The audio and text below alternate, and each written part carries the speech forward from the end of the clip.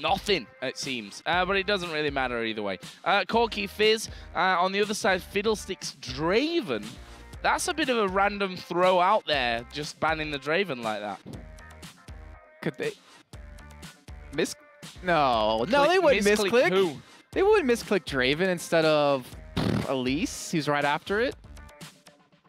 Or Mundo. And that won't. Anyway, so yeah, the Draven ban. Don't think we'd ever. I never thought we'd ever see that. No. Then again, I never thought we'd see a game without an AD carry. So maybe they're just catching us off guard at all points today. But they do have a Shyvana locked in.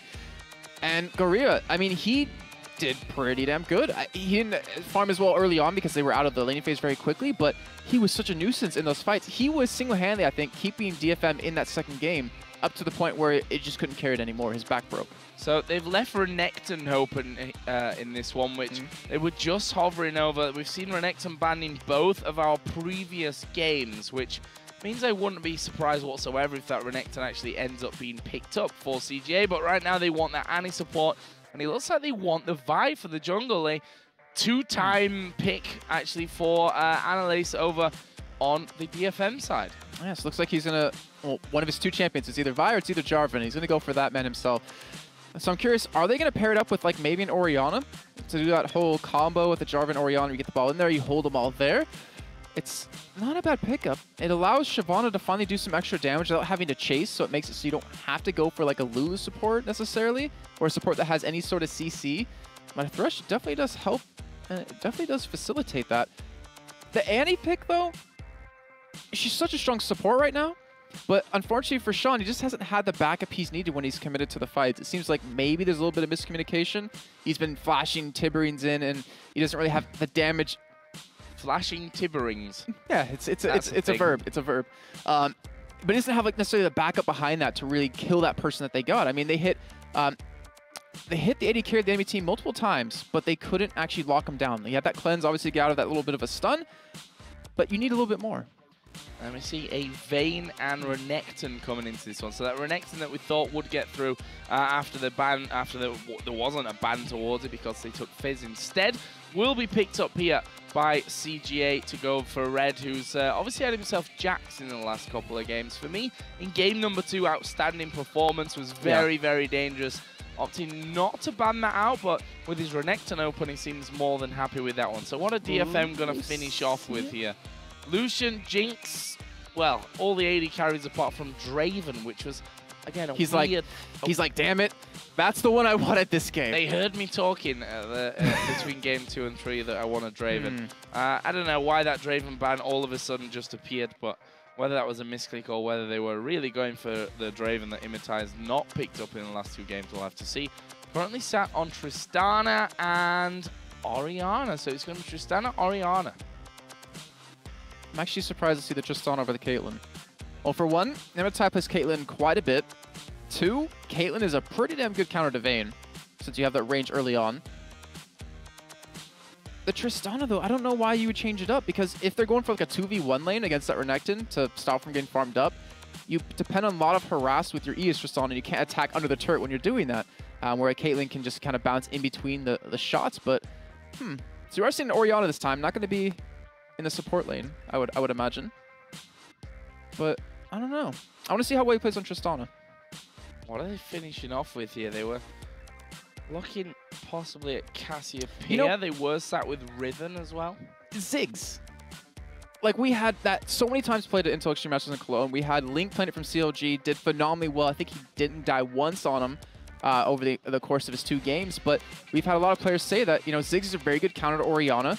But it looks like we're going to see Cassiopeia, and honestly, she's a very high damage champion. Like, she can do so much so quickly, and that ultimate, if you can hit it perfectly, does very well. And I believe you can even catch Shyvana off guard with it, where if she ulties, you can catch her like right in the transition, and she won't actually fly anywhere.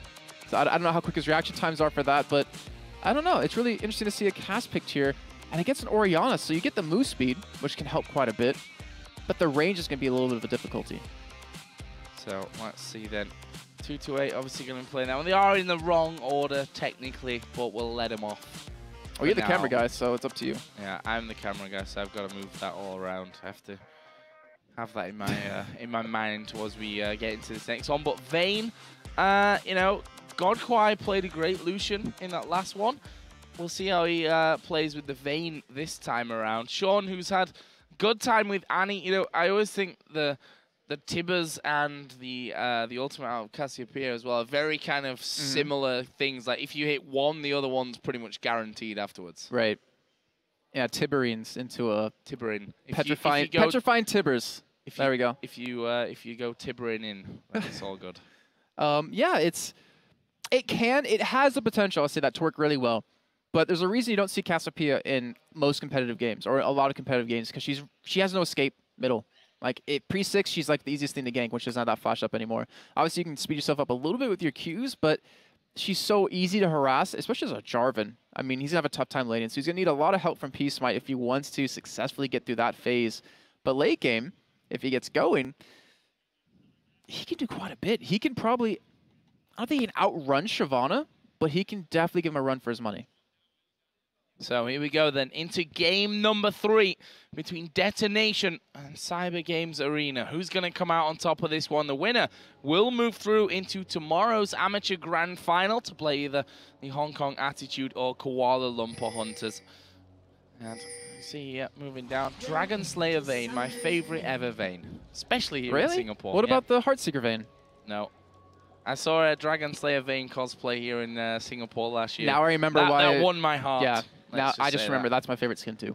Yeah, that would be everyone's favorite skin if they saw that cosplay. Just saying. But either way, the setup here is pretty similar to what we saw in games 1 and 2, which was a bit of a line defense coming in. Then we saw in game number 2 that they both invaded onto each other's red buffs.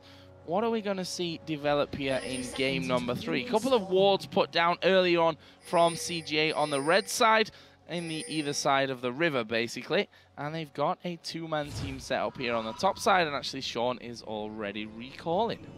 Yeah, we don't see really any information wards. We see no wards at all down for DFM so far. Am I just blind? We see nothing down for them currently. It looks like they really want to save onto those for as long as possible. Maybe stay in the laning phase for quite a bit longer. I mean, it's very uncommon to never see a ward put down in these little bit of a level 1 skirmish, because you want any sort of information you can get. Even though the line defense gives you the opportunity to realize, hey, they're not on our side of the jungle, anything you put into their side gives you that little bit of a notion that, oh, PeehSmite's starting here, or here, or maybe their AD carry support's going there. And they finally do put one down towards the bottom side of the river, but the timing is very awkward on it. PresidentMaa with Thresh. We'll see how his hooks coming from this one. Third game, third different support, actually, after his Fiddlesticks was banned out after game number 1. But Sean, again, he's been going for a lot of flash tibbers going in there. And to be honest, his success rate has been pretty high as well. It's all about the follow-up that I think CGA need to work on. Yeah, and then you see a little bit of harass, just what Tristana can do against a Thane. As long as you keep putting that E down, it's pretty much free damage. I mean, whenever she comes in range to attack the minions, and obviously Tristana becomes so hard to deal with later on in the game when she has hit that level 18 and has the longest range in the game. But Sean doing a decent job here. He's trying to zone quite well with that stun, with the potential of it, and not to mention that long auto attack range. But right now, DFM just doesn't really care too much about it. They're pushing the wave in, and they're going to hit that level 2 very soon. Yeah, level 2 will get hit here. We'll see if they go for anything. PresidentMaa actually has just hit level 2, but no early attempt at the hook. Dragging an Annie in there is always going to be slightly dangerous, as we see 2-8, as we expected here, with the early pressure coming out of Cassiopeia. But right now we do see Anelace. He's on the sides. He wants to go for a gank here. And they're not going to see PeehSmite going in. PeehSmite's actually going to spot him, so they might be able to turn this one around. But right now, 2-8 doesn't have too much mana to do this with. Oh, the flag goes down, but they don't follow it through. But there goes PeehSmite right into the middle of the group. And in the end, they both disengaged, not really wanting to take too much of a fight there.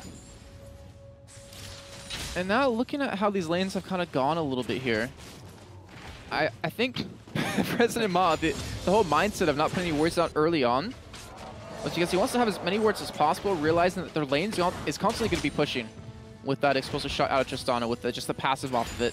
And knowing VIII can't wave clear quickly to push it back, they're going to be against the enemy turret for most of the time. And there you see the flash out of 2-8. Like, that's the downside. Now, if any other follow-up gank comes from Anelace or anyone else on the team, he's probably going to die.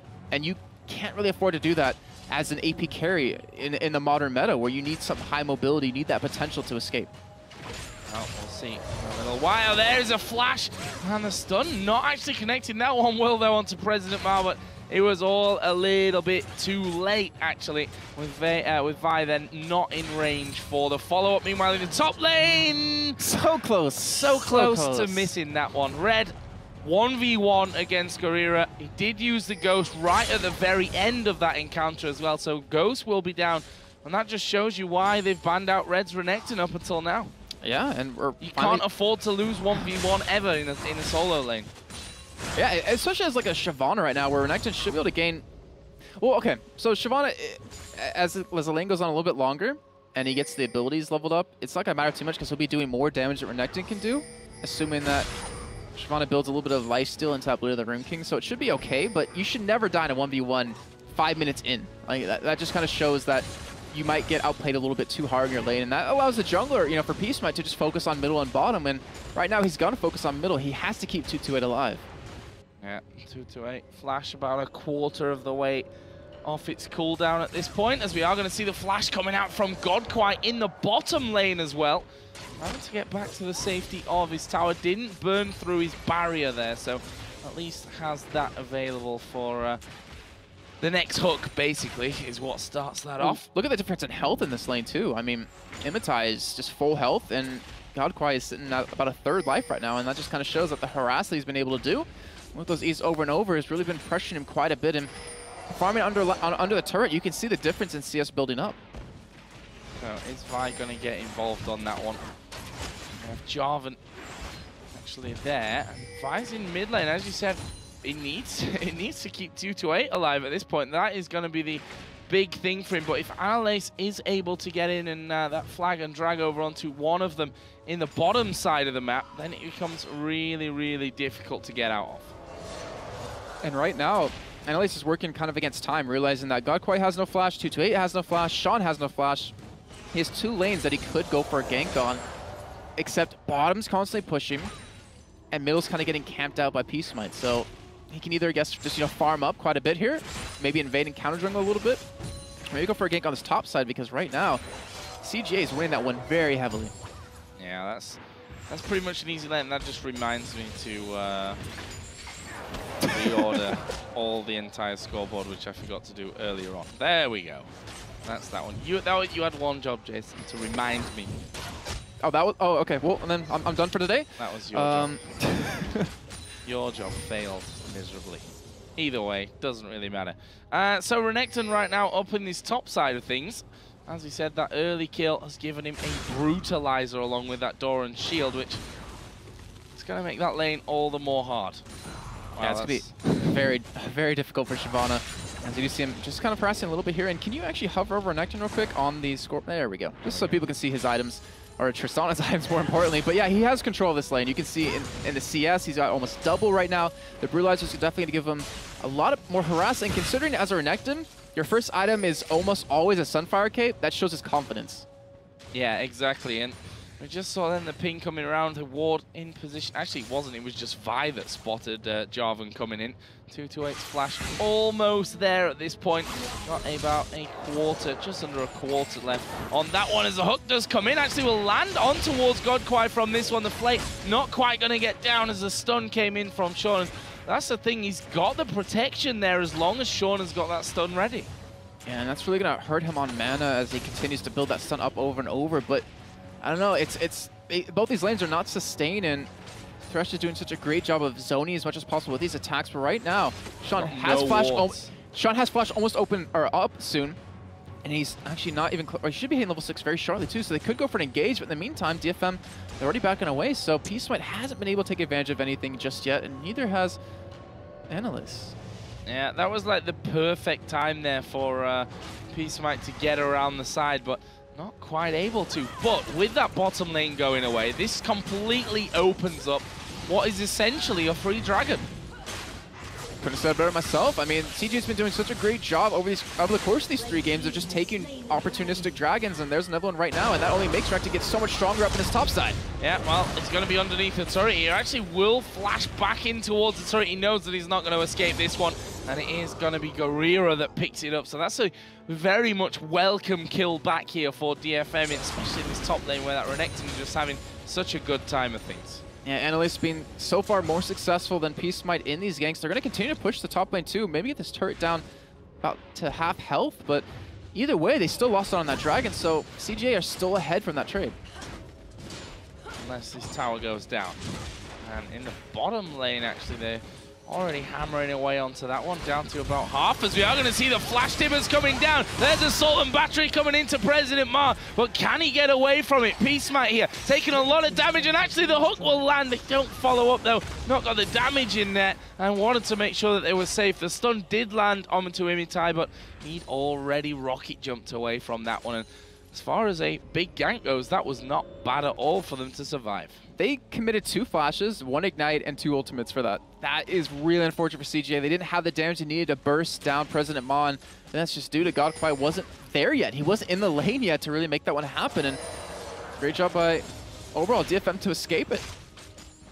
Sent Tibbers in there, just tibbering around under the turret, and there's a rocket jump in. They're going for GodKwai. There is a shockwave which didn't connect, but they'll have enough damage either way. GodKwai is gonna go down, and it is iimitai that picks that one up. So overall, nicely played. And as soon as you see that rocket jump coming in to you under the tower like that, you know that you're in trouble. Yeah, you definitely are. And Anelace even picked up an early Oracle right there and cleared out a ward. So 10.5 minutes.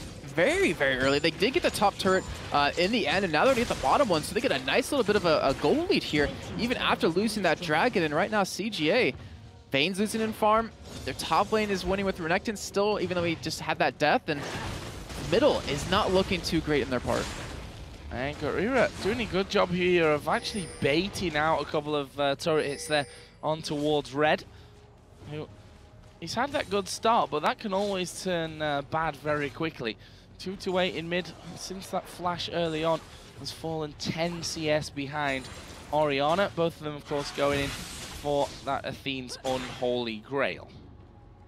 And this time, PeehSmite, he's been able to get a lot more farm than in that first game, where he was just kind of everything being taken away from him. And right now, we see a little bit of roaming coming in action, too, with iimitai and PresidentMaa. They realize, hey, we have the bomb turret down. We know that GodKwai can't wave clear really quickly, so why not get some damage onto this middle turret? To be careful not to take damage from said middle turret, though. That minion wave cleared out quickly, as you can expect from Cassiopeia. See exactly the same from ceroes, and they're going to try and have a go at this one now. Vi and Annie both coming around to try and protect it. I'm not sure if they can hold on to it. We might see a Cassiopeia ultimate like really open up this entire fight right now, because we do have PeehSmite with his ultimate available on top of that. Not to mention Tibbers can be tibbering around, but that top side Red getting ganked yet again. Yeah, and there is a Cataclysm down. Red here going to be a little bit in trouble, but he's doing good damage onto Gorira and actually will pull off the kill. He's thinking, can I ever go at Anelace? Not sure if he can. Will dodge the knock up there. Will manage to lifesteal some back, with a Dragon Strike will finish him off. But he got one and he went down. There is a shockwave as well on towards 2-8. Jumping from iimitai, who gets slammed into the ground. He's tanking up the turret. Will actually flash away from it, and they manage here to pick that one up. Jarvan did die in the top. They didn't even see Sean going up there. But, you know, that's a kill back against the jungler for the support. And they've lost the mid turret. Yeah, in the end, for 2 for 2, and DFM take the turret off of that. And I don't know. I mean, that was a pretty even trade. But I think DFM came out ahead because Sean was the one to get the kill. I mean, he's able to afford an Oracle now, so it could actually work in CGA's favor that with this Oracle, if he clears out enough vision, it can definitely get him control of the game and obviously worth it in the end right now, but that's all up to him at this point. And I'm really curious why iimitai, the turret fell off of him, the turret aggro. Out of nowhere. I don't know. I'm not sure either, honestly. I'm not quite sure why that happened, because he flashed underneath the turret when it was already hitting him, and it seemed to lose it. I'm not like, sure whoa, if I'm gonna back off. If because there was an attack as he was flashing us, I'm not 100% sure about that. It doesn't really matter in the end, although I think he would have gone down if it would have stuck onto him. There is Gorira, who's definitely feeling stronger now that he's got that Sunfire cape burning around him. To have another go at Red, who's not got his Sunfire cape ready. Obviously went Brutalizer to try and get more kills, more damage down onto Shyvana. And in the end, that's actually not worked out too amazing for him. Yeah, so he rushed that for a little bit of damage early on, and Shyvana went for the tankiness. So they just pretty much traded build routes, funny enough, even though Shyvana doesn't go for that Brutalizer. But you can see he's starting to keep up in damage. He's doing quite a bit to Red now, and it's making him gain control of his lane. Yeah, already pushed him up here onto that inner tower. We've got 30 seconds, by the way, until Dragon gets into the game again. We'll see what impact that's going to have on things. There's already a line of wards down on the blue side of the map to make sure that they've got that vision control on that. But the top laners aren't going to be involved. If something happens around Dragon now, the top lane is not going to be involved. And we can see that Jarvan in the mid, Orianna's starting to come down. They might actually have a go and taking out this Dragon. We can see that Renekton is actually back in now, so that may be in response to this, knowing that that pink ward just went down. It definitely can be, and we still have Anelace with his Oracle available. Dragon's gonna be started off here, and right now, CGA, they're in position to stall it. I mean, they have Sean there. He has his stun, he has his flash, he has Tibbers, and he does get pulled in. Yeah, they managed to pull him in. There's a shockwave as well. The ultimate did come out of Cassiopeia, but it didn't really help them at all. 2-8 will fall. Sean will go down. They're all trapped up inside the Cataclysm right now as GodKwai does manage to escape. ceroes going a little bit too deep, and by a little bit, I mean far too deep from that one. And now with a very healthy Red coming in, they're going to have a go and try and pick up more kills from it. PresidentMaa is low. There is PeehSmite moving in as well. They're going to pick up one. That is Guerrera. He does go down finally to Red, who's now looking for Thresh, but they're going to try and pin the rest of him. Anelace comes sliding through the wall. iimitai will dive back towards the turret, but GodKwai is very healthy as well. He will pick up the kill on towards Anelace. Could get himself a second. VIII will actually get that one. And now iimitai here somehow staying alive. Is he going to be able to finish off that one? No, not quite got the damage. Both PeehSmite and GodKwai went super low. What a crazy, crazy fight there by the Dragon. I really wonder what would happen if 2-8 hit the ultimate onto, well, actually stunned the other people on the other team. He got the damage, obviously, but they were turned away at that last second, and he missed out on the entirety of that. Not to mention, iimitai could have picked up 2 kills, but they were so close to picking those up, but they're able to escape. And overall, very, I want to say, close fight for both teams. I mean, it was at that point in the game where they're trying to kind of get their dominance and control over it, but neither team was really able to fully get it. They're able to fully get it, but look at that, 4-0-0 Tristana right now.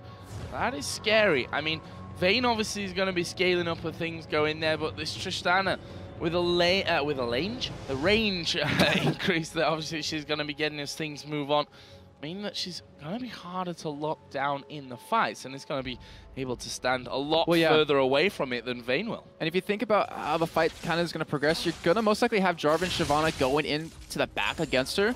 Well, over for, iimitai, he might have VIII, he might have Renekton coming for him, but he can obviously knock Renekton away. He can obviously jump away from them too on top of that. And I think with the range, he's going to have the ability to hit 2-8, because remember, you have to be very close to people who want to be able to hit them.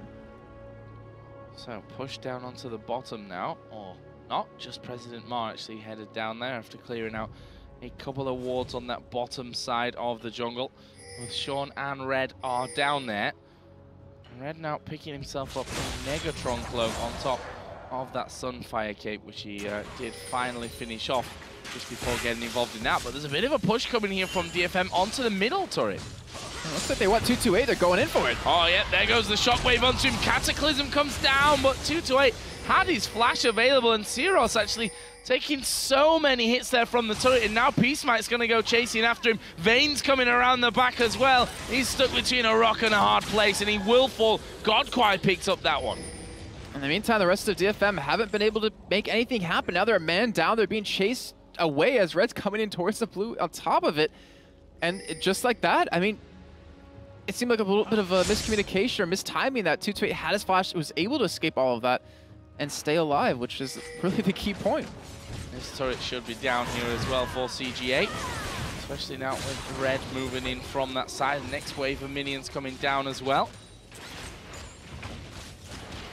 got the control here with those 4 champions. Actually, we're going to see the ultimate coming out of Shyvana, going in towards Sean, but will he be able to finish off? Guerrera is going to die to that one. PeehSmite going very, very low as the box is thrown into position, and now they jump back in. There is a knock-up. No, not quite getting in there. The knockback went down. Tristana has died, but here comes the mop-up. GodKwai going to get back involved. Will be able to finish off here with the 3rd hit, and that will be another wipeout for DFM, losing 4 men there. ceroes does come back around, gets the shutdown. They're going to lose the tower, though. Oh, he might be able to pick up a kill, though. Oh, no. Not quite on that one, but he will get the kill afterwards here with the auto attacks in the end. Red walks away from it, but they almost just wipe each other out.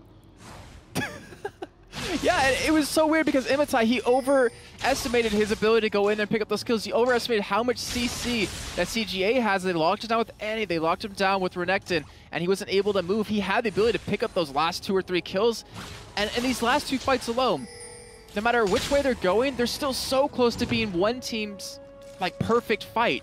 It's just 1 or 2 things keep going wrong, and the other team takes advantage of it. And right now, PeehSmite's going to chase him away, keep him away from that blue, and ceroes not able to pick that one up. But right now, 6-3-5 Renekton, 4-2-4 VIII, and a 5-1-0 Tristana. Those are some very scary people with some kills. Yeah, but it's probably going to be the rest of the team that really dictate how that's going to go. That's the sad truth of it almost, with a very strong Tristana. Is that Shockwave going to be in the right position? Are they going to be able to protect her for one with that Renekton and VIII diving straight into the backline to try and make sure that Tristana is not as heavily involved in the fight as DFM will surely be wishing. We've got the Dragon coming up here again in less than a minute. Actually, we're 20.5 minutes into this game. Certainly still a strong part of the map, a big objective still here. We're not quite to that point where Baron is everything and Dragon's just an added bonus. Yeah, and right now, we don't really know which team has the advantage currently. It's 11 to 12 in kills. You know, the goal difference is less than 1,000 right now. Or like more than 1,000 right now. I can do math, I swear. But CGA have such a strong composition with locking people down that DFM getting put behind early on, even though iimitai was 4-0. It doesn't, I mean, because Shyvana was hurt early on, sitting at 1-4, he doesn't have the tankies he needs to dive in 1v4 like he did in the game prior. So, Dragon started out here then by CGA, and look how fast it goes down. Picked up there, easy PeehSmite. No messing around. There's another brilliant Tibbers from Sean. Have they got the damage here from this one? There's the Shockwave coming out, but Red right at the front of them all, doing so much damage, soaking up everything that they've got to throw at them. And now GodKwai just going to hammer away, even gets a stun there onto ceroes, flashes over the wall. That's an easy kill for him. Shut down in the end, and it will be a 2-for-1. I thought we were going to see more casualties from that fight, but with PresidentMaa going low, oh wow, they're going there. Yeah, they are going to go straight towards Baron from that one. I mean, Red was the only real one that got low, obviously apart from PeehSmite, who went down. But have they got the damage? I think they saw them. No, they didn't see them going. They have a ward down, but they should have been able to see it. They're heading down towards it. This is a very potentially bad play for CGA because you still have a full health Tristana coming right at you, and they're dropping very low. But they're going to get it. The Baron is going to be taken here, but can they get away from this onslaught that's coming their way? There is one kill back as we see Guerrera right in the back. There is Tristana diving in. Red will try and finish him off. They've actually managed to get one. Now it's a 1v1. Tristana dives off towards Red, but he doesn't die, and that will be a triple kill coming down for GodKwai. They lose out on Baron. They tried to contest it in the end, but they lose the 3-man team that they've sent there. And that VIII, wow, now 8-2-5, pick up a triple kill right there. Great position as well. And because he wasn't the one tanky, because Sean was the actual one to take most of the damage, he was able to clean up all those kills. He was able to get even more fed. And his items, he's sitting on 2,800 gold to spend right now, and he only has, I believe, the Rune King and that Zeal. He's going to be so hard to deal with now. He's going to be so slippery, and they've already had a tough time being able to kill him already. Not good news here for DFM, who you have to feel for them, but at the same token, CGA played game number 1 without an AD carry. You can't, I think, judge game number 1 quite as heavily as we maybe did, calling it a composition, whether it was you know, an oversight in the picking or what really happened to that one. I'd be very interested to hear after the game if Shox manages to have a bit of a word with him. But right now, ceroes chased down by Red, who's picked up the Youmuu's Ghostblade. That is... I'm just looking at his items, and I'm like, I would not want to be playing against him right now because that is going to hurt. He's going to be able to catch up to you. He's going to be able to lock you down. He's going to put out so much damage on top of that. But right now, they're going in Orianna. They have thrown a lot of ultimates that way. Shockwave actually will get one. PresidentMaa hooks in the wrong crocodile, and they will be able to get this turret, no question about that. And PresidentMaa now comes back in, but he's been chased down by a VIII, who he flashed last second, but the bolt was already on its way through. Turret goes down. Red's like, I'm pretty tanky, guys. I can tank up about 10 hits from this turret without going low. Gorira trying to force him back there, but with the VIII now 9-5, you have to wonder as Sean is going to flash over. Tibbers comes in as well, and that is the turret secured from them. Anelace did Cataclysm, but that will be the end of his life. And now that turret down on the inhibitor to half HP. Ini will fall as well, and Baron is still running. It's got just about half to go. I mean, they got plenty of time to keep pushing with this.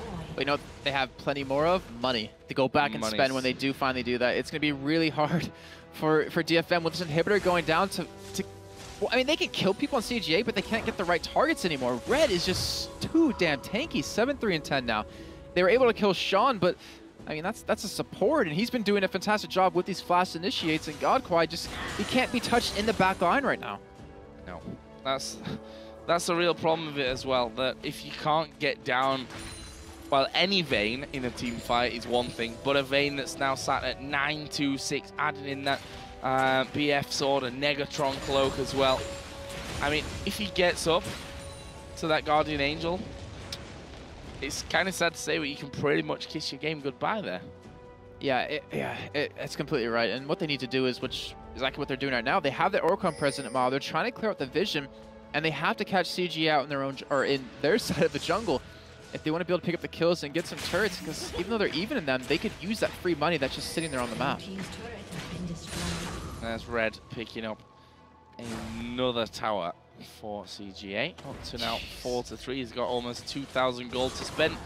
Blue buff going to be stolen away. And the top side of the map all red in terms of wardage. And this inner turret's not safe either. Honestly, that Baron buff is going to run off, but do they really want to stick around for this one?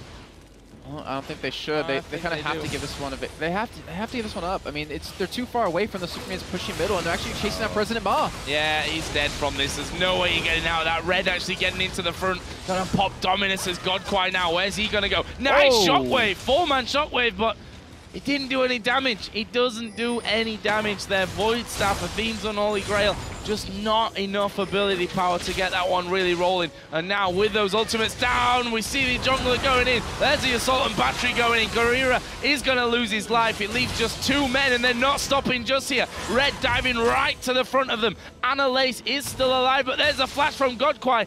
Tries to stun ceroes, doesn't quite land that, and Anelace gets away, but with super minions coming in, they're going for the win. And they should be able to pick this one up too. Fantastic job by CGA considering how far they were behind in this series, being down 1 game and looking like it was over for them, coming back with these 80 carries to pick up these wins. Very well done. And that Nexus is going down. They're trying their best to stop this one from happening. Nice knock-up, Cataclysm comes down, but it will be CGA that pick up game number 3 and then move into the grand final of the Intel Extreme Masters Singapore Amateur Tournament. Looking very, very cool about all of that, actually, considering that they were behind. We said it before, no AD carrying game number 1. The way that League of Legends is, you cannot play without an AD carrier, I'm afraid. Certainly in this patch. I'm not going to rule it out for anything in the future. But about that pie patch. But yeah, in 3.13, there's no way that you can do that. Especially, I mean, if it's 2 teams without AD carries, then sure, maybe you can have a better time of it. But when the opposition's got a Caitlyn and you can't really do anything about her, then sure. But CGA, you know, forgot that game number 1, came in here with 2 great performances back to back. Game 3, a lot more clean cut, I'd say, than game number 2, which had its swings in terms of who was really in the lead and who was falling behind in that one. But I think the real test is still to come here for CGA. I mean, I don't want to take anything away from DFM here because coming out of Japan, first time they've ever met each other in real life outside of the game, they can be happy with their performance. Yeah. In my opinion, they definitely didn't get shamed at all. Yeah, and that first game, they did such a great job of doing something that a lot of teams have problems with, adapting mid-game, changing up the strategy, closing out games. I mean, they did that very well. It's just in game 2 and 3, they couldn't seem to get their foot in the door or something like that. I know they're running with a different AD carry, and I've heard a lot of good things about their actual AD carry, but I mean, it's unfortunate, but it's also nice for them to kind of test their waters against the international scene. How well do we do against these other countries? How well do we do against these other teams? And maybe it's kind of like a kick they need to start practicing a little bit more, or maybe it gives them a little bit more motivation to start, becoming the top team in Japan. And that's why we have the system that we have at the Intel Extreme Masters, specifically for the amateur side of things, where we get teams out here who, they might not be your world beaters, they might not be the next